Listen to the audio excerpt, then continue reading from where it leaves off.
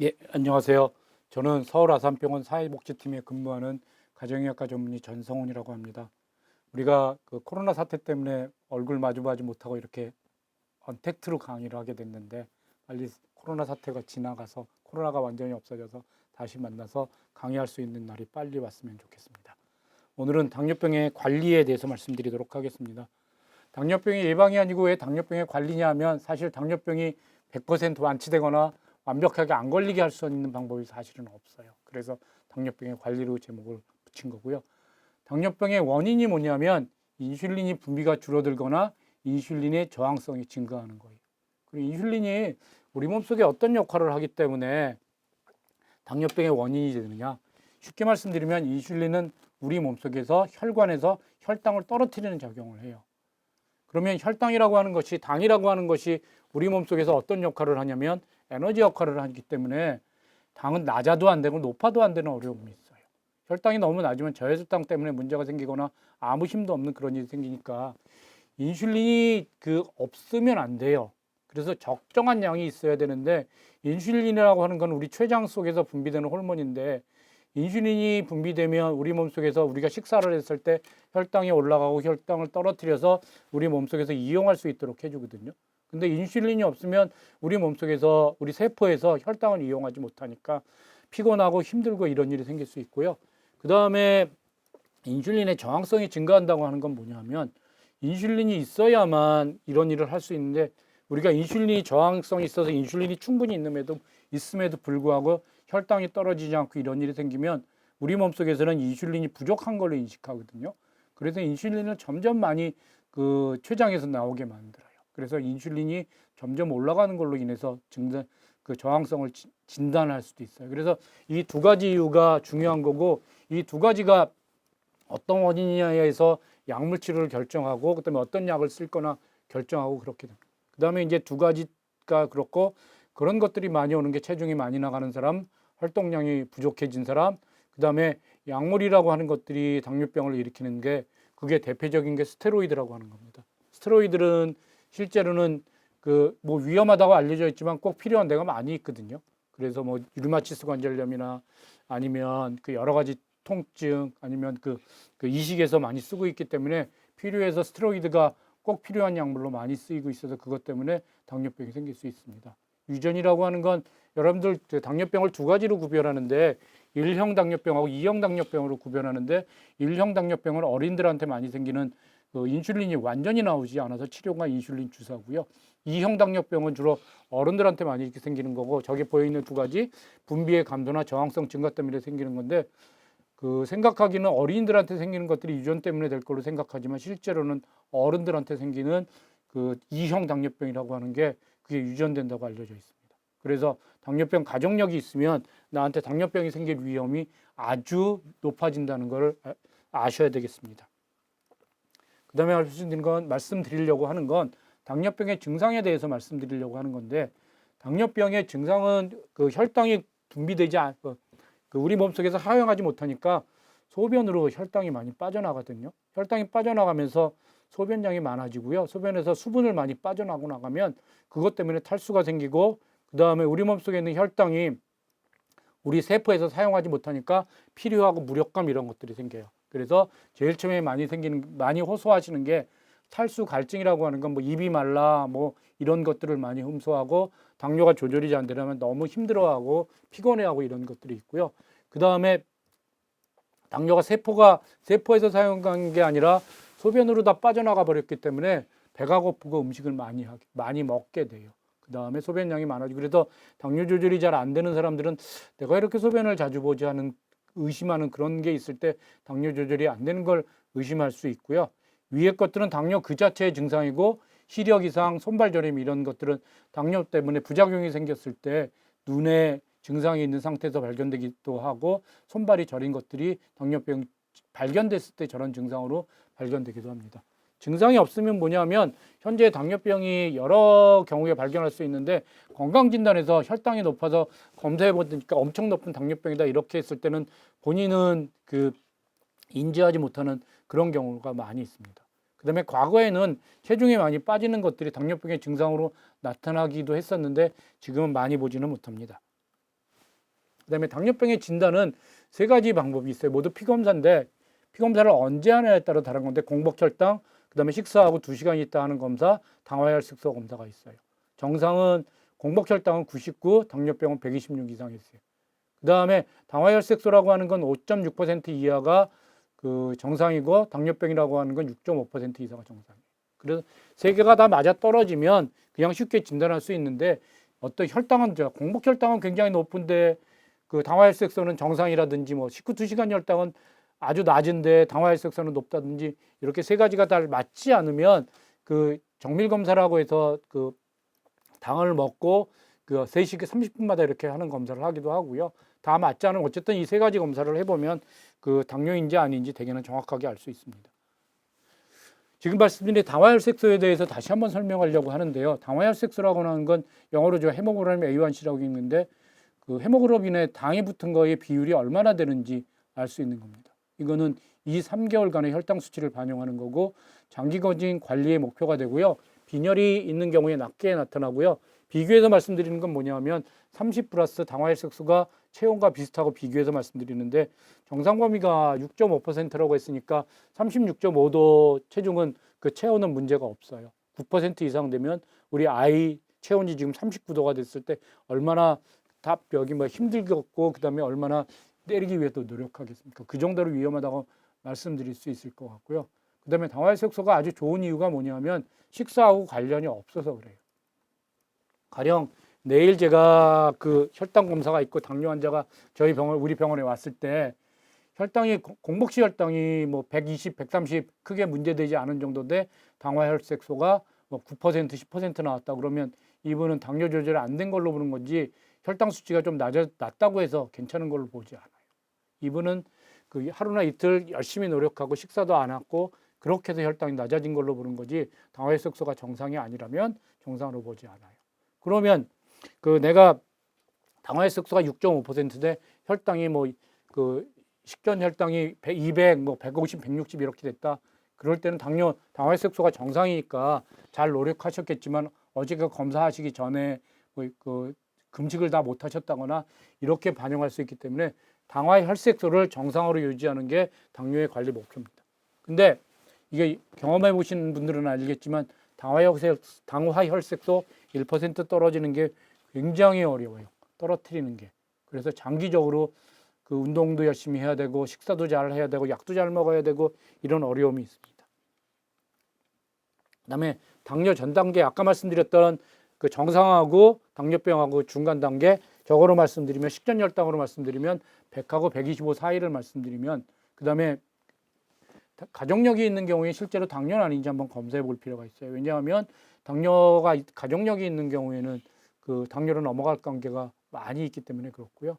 그다음에 일시적인 경우도 많이 있습니다. 뭐 전날 식사를 너무 많이 했다거나 스트레스 상황에서 혈당이 올라갔는데 스트레스가 되면 스트레스 호르몬이라고 하는 거예요. 우리 몸속에 분비되는데 스트레스 호르몬들은 다 혈당을 올리는 쪽으로 작용하기 때문에 일시적인 경우도 많이 있습니다. 비만이 있는 경우는 무엇보다도 체중을 줄이라고 권유하는 거고요. 그래서 당뇨병이 아닌 걸로 판단되고 특별한 가족력이 없다면 그다음에 당화혈색소가 특히 정상이라고 한다 그러면 체중 줄이고 그다음에 소식 위주로 식이요법하고 꾸준한 유산소 운동한 다음에 1년 있다 다시 보자고 합니다. 그래서 가족력이 있거나 당화혈색소가 올라간다 그러면 당뇨일지도 모르니까 정밀 검사를 하거나 이렇게 나가게 됩니다. 당뇨 치료 목법은 뭐냐면 여러 번 강조해 드리지만 당화혈색소가 6.5% 이내로 그 유지하는 게 당뇨 치료의 목표입니다. 당화혈색소를 6.5%로 유지하면 우리가 걱정하는 당뇨 합병증이 오지 않으니까 당뇨 합병증을 예방하기 위해서 혈당 조절의 목표를 당화혈색소 6.5% 이하로 합니다. 그러면 좀 더 철저하게 치료해야 되는 경우가 있는데 수술 전후 임신 급성질환이 있는 경우에 좀 더 엄격한 혈당 조절이 필요한데 이런 경우에 혈당이 많이 올라가세요. 그래서 그 먹는 약물 수술할 때 그다음에 뭐 갑자기 몸이 많이 아플 때 일시적으로 인슐린으로 바꾸기도 해요. 그래서 이런 우리 몸속에 큰 스트레스가 왔을 때 혈당이 아주 많이 올라가기 때문에 이런 경우에 좀 더 엄격한 혈당 조절이 필요하고요. 그다음에 혈당 조절을 아주 심하게 하지 않는 경우가 조금 있어요. 이건 연세가 드신 어르신들께서 특히 저혈당을 여러 번 경험하시면 그것 때문에 약을 잘 안 먹거나 문제가 생길 수 있어서 당화혈색소를 10% 약간 넘게 유지하기도 해요. 그래서 혈당 조절의 목표를 약간 완화시키는 경우에는 지금 연세가 드신 어르신께서 당뇨병이 합병증이 진행됐거나 그다음에 혈당이 저혈당을 많이 경험했거나 그다음에 당뇨병이 아주 오랫동안 가지고 계신 경우에는 본인이 잘 알기도 하지만 조금 저혈당의 위험성 때문에 천천히 조금 약하게 조절하기도 합니다. 그러면 당뇨병의 치료가 뭐냐? 세 단계로 나눠서 말씀드릴 수 있는데 식사 조절, 운동 열심히 하는 거, 그거 가지고 안 되면 약물 치료하는 거, 그다음에 약물 치료도 안 되면 인슐린을 주사를 맞는 거. 어떻게 해서든지 혈당을 떨어뜨리는 게 중요해요. 먼저 식이요법 보면 식사를 적절하게 하시는 게 중요하세요. 여러분들 그 병원에 입원하시면 그 식이요법을 훈련시켜 드리잖아요. 자기 체중 가지고 훈련시키는 게 아니라 자기 키에 비해서 그 아이디어란 그 체중을 가지고 이상 체중을 가지고 하니까 체중이 많으신 분들은 식사를 좀 더 줄이도록 그렇게 노력이 되니까 식사를 적게 하시는 게 대부분이에요. 식사를 적게 하는 거, 운동량 증가는 뒤에서 그 꾸준한 유산소 운동 더하기 그 근육 운동을 하셔야 돼요. 우리 몸속에서 근육이 많아지면 기초 체력이 올라가니까 그 인슐린의 저항성이 개선될 수 있어요. 그래서 특별하게 꾸준한 유산소 운동 더하기 규칙적인 그 무선적 근육 운동을 병행했으면 좋겠고요. 인슐린 치료제는 약물 치료는 아까 원인 중에서 인슐린이 잘 안 나오는지 그다음에 인슐린이 잘 기능을 못 하는지에서 약이 각각 다를 거고요. 그다음에 어떤 분은 식후 고혈당만 조절해야 식전 혈당은 괜찮은데 식후 고혈당만 그 조절이 잘 안 되는 분이 계시는데 쉽게 생각하면 식후 고혈당은 식사를 적게 하면 되지 않겠나 이렇게 생각할 수도 있는데 식사 조절을 잘 못하시면 약물 치료를 통해서 식후 고혈당만 개선할 수 있도록 그렇게 하고요. 그다음에 그 인슐린이 전혀 나오지 않는 어린아이들 같은 경우에는 인슐린요법 처음부터 시행하고 그다음에 그 약물 치료하다가 대개는 약물 치료하다가 그 인슐린요법을 하기도 하고요. 어떤 의사들은 당뇨가 처음에 발견됐을 때 인슐린요법을 먼저 하자고 하는 분들도 계세요. 그거는 인슐린요법을 처음부터 하면 그 췌장을 칠 수 있는 기회가 주어질 수 있어서 그렇게 그 주장하는 분들도 계시긴 한데 아직 일반적으로 사용하는 요법은 아닙니다. 그럼 당뇨병의 식사요법은 뭐냐?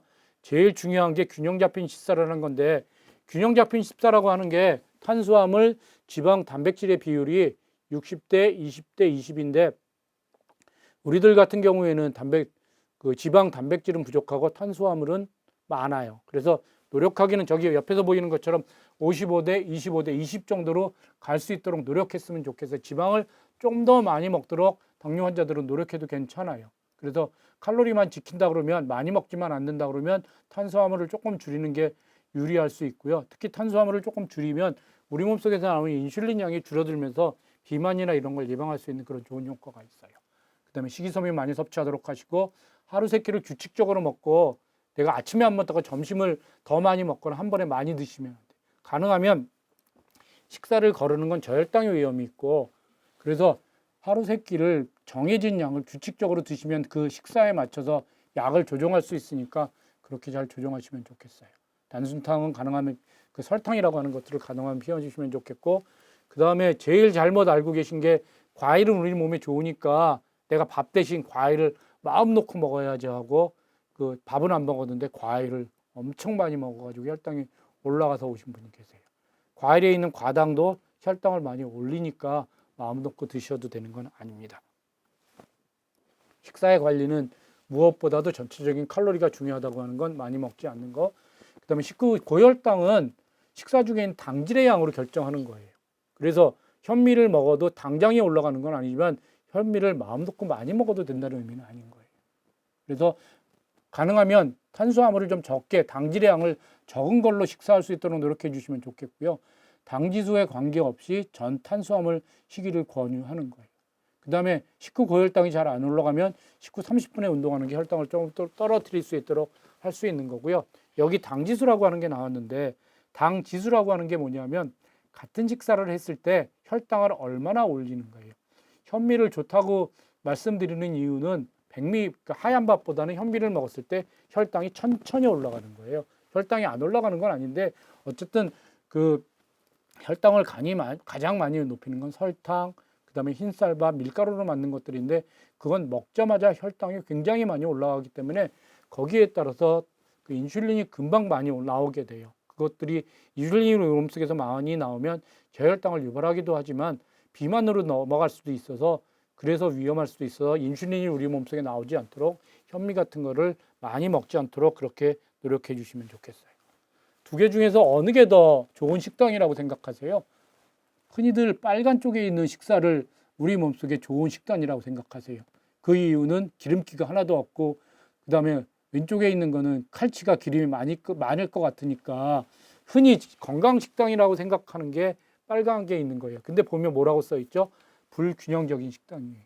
왜 불균형적인 식단이냐면 밥하고 그다음에 밥은 똑같이 그냥 흰쌀밥이라고 생각하고요. 하나는 콩나물국, 하나는 미역국. 이건 큰 차이 없어요. 하나는 그다음에 시금치, 나물, 쌈채소니까 두 개까지는 차이 없는데 지금 두 식단에서 차이가 나는 건 뭐냐면 하나는 감자, 하나는 생선구이가 나왔어요. 감자는 왜 당뇨 환자들한테는 권하기 어렵냐면 밥하고 감자하고 두 가지를 먹으면 탄수화물이 너무 많이 올라가는 거예요. 그래서 당뇨 환자들한테는 이렇게 권유하지 않고요. 옆에 있는 것처럼 생선구이를 먹으면 단백질이나 지방이 조금 올라갈 수도 있지만 그게 그렇게 혈당을 많이 올리는 걸로 작용하지 않습니다. 그래서 여러분들 건강식단이라고 하면 채소, 과일 이런 것들만 생각하시고 그 다음에 뭐 감자, 고구마 이런 것들만 생각하시는데 당뇨 환자들한테는 그렇지 않다는 걸 알아주시면 좋겠고 단백질하고 생선을 많이 드시도록 노력해 주시면 좋겠어요. 그래서 당뇨 환자들이 많이 질문하는 것들이 이런 것들이에요. 첫 번째로 설탕이나 단 음식이 너무 먹고 싶은데 먹으면 안 되나요? 안 되진 않아요. 설탕을 먹으면 너무 혈당이 바로 올라가니까 혈당 검사를 해보거나 당뇨를 오래 관리하고 싶은 분은 해보셨던 분들은 먹고 싶긴 한데 참는 거예요. 그 대신 설탕을 그러니까 단 거를 먹으면 그 대신 밥을 안 먹거나 탄수화물을 줄여야 되는데 그게 더 힘들 수도 있으니까 그래서 많이 줄이는 겁니다. 과일은 얼마나 먹을 수 있느냐? 되게 사과로 기준하면 조그만 사과는 하루에 1개 정도, 좀 큰 사과는 반 개 정도 먹을 수 있는데 과일이 우리 몸속에 좋다고 뭐 사과를 마음대로 먹거나 뭐 여러분들 여름 되면 수박을 마음 놓고 먹거나 이건 안 되세요. 그다음에 고기를 먹어도 되나요? 이거 질문은 고기가 나쁘다고 생각하고 이렇게 질문하시는 거거든요. 이거 고기를 먹으면 콜레스테롤 올라갈 거다. 콜레스테롤만 중요하다고 생각하는데 실제로는 혈당이 관리하기가 제일 어려워요. 콜레스테롤은 약 잘 먹으면 되지만 그 혈당이라고 하는 건 우리 몸속의 모든 것하고 작용해요. 식사들이 하면 결국엔 혈당으로 바뀌는 거고 그다음에 운동 안 해도 그다음에 친구 만나서 식사 조금 더 많이 해도 모든 것들이 혈당이 올리는 쪽으로 작용하기 때문에 고기는 그 지금 상황에서는 자기 체중의 그 한 식사 한 끼에 자기 체중의 1g, 내가 60kg 정도면 60g 정도는 사실 먹어도 돼요. 그래서 사실은 부족하거든요. 그래서 마음 놓고 먹는 건 아니지만 부족하지 않게 드시면 좋겠고요. 당지수는 다시 한번 강조하지만 당지수가 높으면 높을수록 혈당이 금방 올라가게 돼 있고 그다음에 혈당이 금방 올라가게 되면 인슐린이 금방 나오게 돼 있고 인슐린이 우리 몸속에서 많이 분비되면 그게 비만으로 이어질 수 있는 그런 문제가 있기 때문에 가능하면 당지수가 낮은 걸로 먹도록 그렇게 노력하시면 좋겠어요. 견과류가 우리 몸속에 좋다고 하는 것도 고지혈증 측면에서 불포화 지방산이 들어서 그런 거거든요. 그래서 견과류가 좋은데 마음껏 먹어도 되나요? 아니에요. 견과류에 상당한 탄수화물이 들어있어요. 그래서 견과물도 되게 2-3개, 뭐 기껏 먹어야 10개 정도 먹는 거지. 이것도 어떤 분들이 그렇어요. 그 과일 간식 대신 아니면 밥 적게 먹고 이걸 마음 놓고 먹었는데 혈당이 많이 올라가서 오시는 분들을 가끔씩 보십니다. 무가당 식품은 안심하고 먹어도 되나요? 무가당이라고 하는 의미가 뭐냐? 설탕이 안 들어가는 거잖아요. 설탕을 첨가하지 않았다고 하는 거지 그 자체 설탕이 높은 게 많이 있어요. 예를 들면 그 두유는 무가당으로 먹으면 비릿해서 먹기 어려우니까 가당을 먹게 되는데 어쨌든 그럼에도 불구하고 무가당으로 먹으면 두유 같은 것들은 혈당을 올리지 않으니까 좀 안심할 수 있지만 무가당 과일 주스는 어떠실까요? 맛이 좀 덜한 거긴 하지만 그 과일 주스 자체, 과일 자체에 과당이 많이 들어있기 때문에 무가당 과일 주스라고 하는 거는 설탕이 들어가지 않지만 혈당을 안 올리는 건 아니에요. 그렇게 주의해 주시면 좋겠고 그 다음에 제일 많이 물어보시는 게 당뇨병에 좋은 음식이 무엇인가요? 사실은 없어요. 아무것도.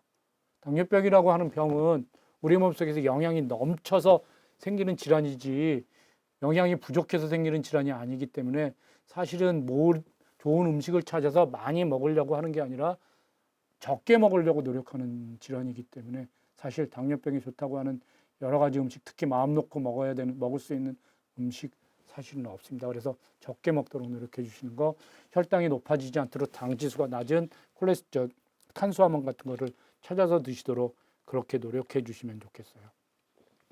이게 이제 탄수화물이 많은 음식, 탄수화물이 적은 음식인데 생각했던 것보다 여러분들이 마음 놓고 먹는 게 감자, 고구마, 당면 같은 거 마음 놓고 드실 거 이게 생각보다 많습니다. 그다음에 제일 위에 있는 쌀밥, 떡, 국수빵 이거는 당지수 굉장히 높은 거기 때문에 적게 먹도록 노력해 주시면 좋겠어요. 쌀밥 대신 현미밥 드시는 게 실제로는 탄수화물이 적지 않은 거지만 당지수가 낮은 거지. 그래서 현미밥이라고 해도 많이 먹으면 안 되고요. 말린 과일은 그 수분이 날아가면서 혈당이 굉장히 높아져 있고 감이 통조림, 요구르트가 생각보다 많이 넣습니다. 그다음에 밤, 땅콩버터, 아몬드, 캐슈넛이 그 우리 몸속에 좋은 걸로 알려져 있어서 저걸 많이 먹으려고 노력하시는 분들이 많으시는데 당뇨 환자들은 아닙니다. 당뇨 환자들 같은 경우에는 설탕을 어디를 통해서 많이 흡수하는지 이렇게 연구해서 보면 어르신들은 믹스 커피를 통해서 많이 먹고 젊은 사람들은 탄산음료를 많이 먹어요. 그래서 옆에 있는 것처럼 만약에 커피를 마신다고 하면 아메리카노를 드시면 좋겠는데 어르신들이 믹스 커피를 싸놓고 식사 대신으로 드시기도 하시더라고요. 그거 먹으면 거기 안에 있는 설탕이 굉장히 많이 있으니까 힘이 나시니까 식사 대신 드시기로 하는데 당뇨 환자들은 절대로 안 돼요. 드시자마자 그냥 혈당이 즉각 올라갑니다. 탄산음료는 젊은 사람들 같은 경우에 그 자체가 설탕물이니까 그거를 막았을 때 혈당이 많이 올라가고요. 그래서 이 음식 대신 먹었으면 좋겠는 것들이 탄수화물이 적은 음식이에요. 실은 육류, 어류, 조개류 비싸서 그렇긴 한데 저런 것들이 탄수화물이나 약간 그 고지혈증 유발할 수 있긴 하지만 그렇게 문제되지 않고요. 치즈, 생크림, 버터, 달걀도 우리 몸속에 굉장히 좋은 단백질입니다. 그래서 하루에 한두 개씩 드시는 건 문제되지 않습니다. 그다음에 채소류, 호두, 잣은 조금 그 아몬드나 커슈에 비해서 탄수화물이 좀 적고요. 김, 미역 등이 그렇습니다. 그다음에 커피는 설탕을 제외해서 드신다고 그러면 드셔도 괜찮은 음식으로 알려져 있고요. 커피에 대해서는 당뇨에 좋다 나쁘다 워낙 지금 두 가지 의견들이 많아서 뭐라고 말씀드리긴 어렵지만 어쨌든 하루에 한두 잔은 괜찮을 걸로 알려져 있습니다. 당뇨 환자의 운동 지침은 뭐냐면 운동을 열심히 하시는 게 굉장히 중요하고요. 그다음에 그 수영, 걷기, 자전거 이런 것들을 해야 될 것 같고 말초신경병이라고 하는 거는 다리 쪽에 문제가 생겨서 그쪽에 저리 가는 통증이 오는 분들이 많이 있으니까 달리기, 조깅 안 하시도록 그다음에 눈 쪽에 문제가 있을 때는 이렇게 신세 접촉하는 격한 운동에는 혈관이 더 문제 생길 수 있으세요. 하루에 30분 주 5회 이상 하셨으면 좋겠고 그다음에 여러 번 강조하지만 당뇨가 있으신 분들은 근력 운동을 병행하시면 근육이 늘어나면 여러 가지 문제 될 수 있는데 또 젊은 사람들이면 아령, 역기, 웨이트 이런 것들 할 수 있겠지만 연세 드신 어르신들은 앉았다 일어났다 하신다거나 어쨌든 그런 서서 이렇게 다리를 든다거나 이런 운동을 꾸준하게 하시도록 그렇게 노력해 주시면 좋겠습니다. 그 다음에 운동에서 제일 중요한 게 뭐냐면 그 저혈당이 올 수 있어요. 그 다음에 발에 상처가 날 수 있어서 가능하면 공복이나 식전은 피하면 좋겠고요. 그 다음에 여러분이 먹고 있는 약이 그 저혈당을 유발할 수 있는 약인지 아닌지 저혈당이 많이 유발하는 약이 따로 있으니까 그런 건 아닌지 노력해 주시면 좋겠고 그 다음에 최소한 일주일에 150분 이상 그렇게 노력해 주시면 좋겠습니다. 그래서 좀 더 강조하고 싶은 게 뭐냐면 저혈당이 인슐린이나 혈당 강화제라고 하는 것들을 사용했을 때 많이 아마릴이라고 하는 약을 쓸 때 많이 사용을 될 수 있으니까 저혈당이 올지 모르니까 운동할 때 주머니 속에 설탕 한두 개 있으면 좋겠고 운동하는 날 인슐린 복부에 주사하기 그다음에 그 공복 시에는 운동하지 말았으면 좋겠고요. 그다음에 중요한 게 탈수가 굉장히 중요하거든요. 그다음에 혈당이 올라오고 심장 기능이 저하될 수 있으니까 미리 물 먹고 시작하고 10분이나 15분마다 목마르지 않아도 계속 물을 먹으면서 운동하시도록 그렇게 해주시면 좋겠고요. 그 다음에 말초신경병이나 이런 경우에 잘 맞는 신발, 운동 전후에 상처에 문제가 없는지 확인해 주시면 좋겠어요. 그 다음에 운동보호 검사가 필요한 사람들도 있거든요. 그 35세 있거나 당뇨가 굉장히 오래됐거나 이런 경우에 혈관이 막혔을 수 있으니까 관상동맥에 문제가 없는지 이런 것들을 한 번쯤은 검사해 보시도록 그렇게 하고 말초증형이나 안저질환 쪽에서는 그 눈에 문제가 될 수 있으니까 심한 운동은 안 하시도록 그렇게 하시면 좋겠습니다. 그 다음에 신장이 나빠졌거나 이럴 때는 심한 운동은 하지 않으시도록 그렇게 노력하시면 좋겠고요. 아주 심한 경우에 이제 자율신경병증이라는 합병증이 올 수 있는데 안정된 상태에서 맥박이 빨리 뛰거나 혈압이 떨어지거나 그랬을 때는 춥고 덥고 이런 것들을 관리가 잘 안 되니까 너무 춥거나 더운 환경에서는 운동하지 않도록, 그 다음에 탈수가 문제 되실 수 있다는 것을 알아주시면 좋겠습니다. 그 다음에 이제 약물을 해서 설명해 드리면, 인슐린이 부족하면 약물 치료를 인슐린이 많이 나오게 하면 돼요.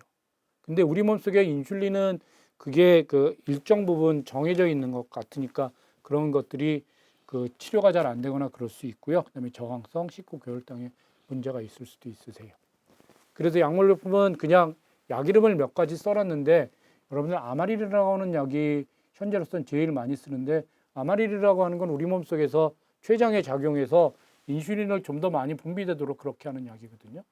그래서 그게 저혈당이 많이 올 수 있어서 그런 약을 드시는 분들은 그 운동하시는데 제일 조심해 주시면 좋겠어요. 그래서 미리 말씀드리고, 그다음에 인슐린 저항 개선제의 대표적인 게 멜포르민이라고 하는 건데, 이것들은 그 간이나 아니면 근육에 작용해서 그 혈당이 좀 더 많이 떨어지도록 그렇게 작용하는 거고요.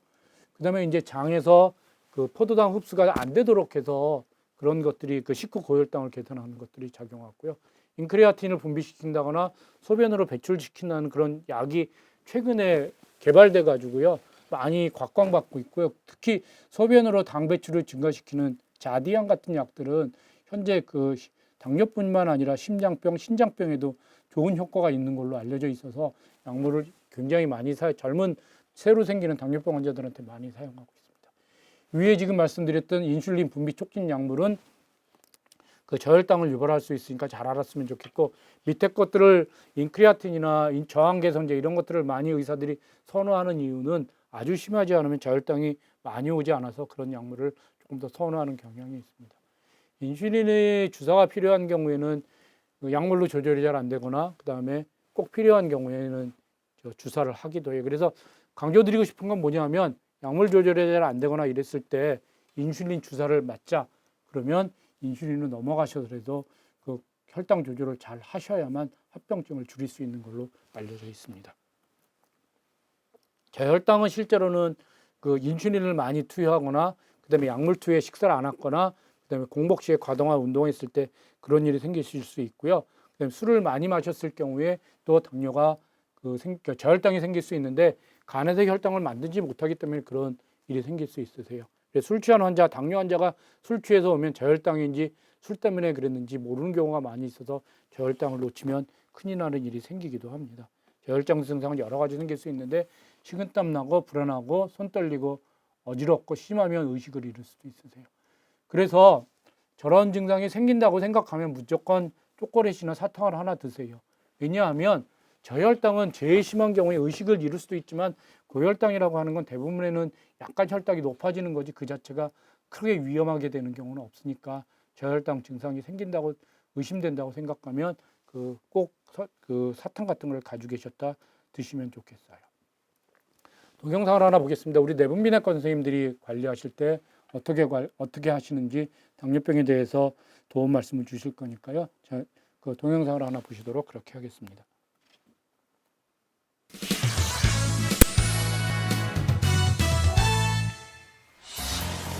예전엔 전쟁이나 안전사고 등으로 장애인이 되는 분들이 많았습니다.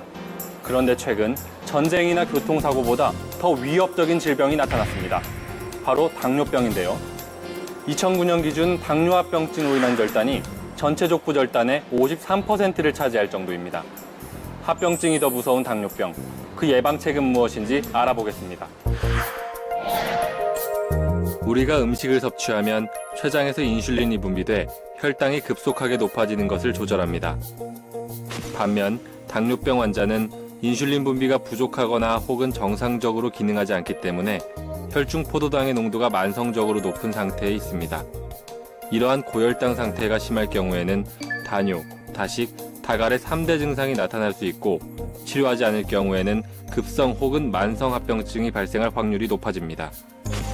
혈당 조절이 안 돼 갑자기 식은땀이 나면서 가슴이 두근거리거나 혹은 탈수 증세와 함께 눈앞이 아득해지는 경험, 당뇨병 환자라면 누구나 한 번쯤은 하게 됩니다. 따라서 고혈당 또는 저혈당 쇼크에 빠지지 않기 위해 환자 스스로 조심하게 됩니다. 이에 반해 소리 없이 찾아오는 만성합병증은 더 큰 문제가 됩니다. 혈액 속에 당이 과다하게 높으면 지방질과 여러 세포 등이 혈관벽에 침착되어 혈관이 조금씩 좁아지다가 나중엔 아예 막히게 됩니다. 이 과정은 수년 혹은 수십 년에 걸쳐 지속적으로 일어나기 때문에 당뇨병을 소리 없는 살인자라고 부르기도 합니다. 혈관벽이 막히는 현상은 우리 몸 어디에서나 발생할 수가 있는데요. 특히 심각한 문제가 나타나는 부위는 눈, 콩팥, 그리고 심장과 가장 멀리 떨어져 있는 발이라고 할 수가 있겠습니다. 당뇨병으로 인해 제일 파괴되기 쉬운 혈관이 바로 미세혈관인데요. 미세혈관이 많은 눈은 당뇨병에 치명적입니다. 처음엔 증세가 없다가 시세포가 밀집되어 있는 황반부까지 침범하게 되면 시력 저하가 시작되고 결국 실명에 이르게 되는데 이를 당뇨병성 망막병증이라고 합니다. 심장 역시 미세혈관들이 많이 모여 있는 장기입니다. 신장 속의 사구체는 혈액 속의 노폐물을 여과해 소변으로 내보내는 역할을 하는데 혈액순환 장애로 사구체가 망가지면 우리 몸엔 독소가 쌓이게 됩니다. 이런 상태가 지속되면 신장은 완전히 망가져 인공투석 또는 신장 이식이 필요한 상태까지 가게 됩니다. 오랫동안 당뇨병을 앓는 환자들은 손발이 저리거나 따끔거리고 감각이 둔해지는데 이는 고혈당으로 인한 신경 주변 혈관에 손상이 발생하고 이로 인해 말초신경이 파괴되어 생기는 증세입니다. 특히 발에는 혈액순환 장애와 말초신경 손상이 겹치면서 감각이 둔해져 쉽게 다치고 그 상처가 낫지 않고 피부가 괴사할 때까지 악화되기 일쑤입니다. 이를 당뇨병성 족부병변이라고 하는데 심한 경우 다리를 잘라내는 상황까지 가게 됩니다.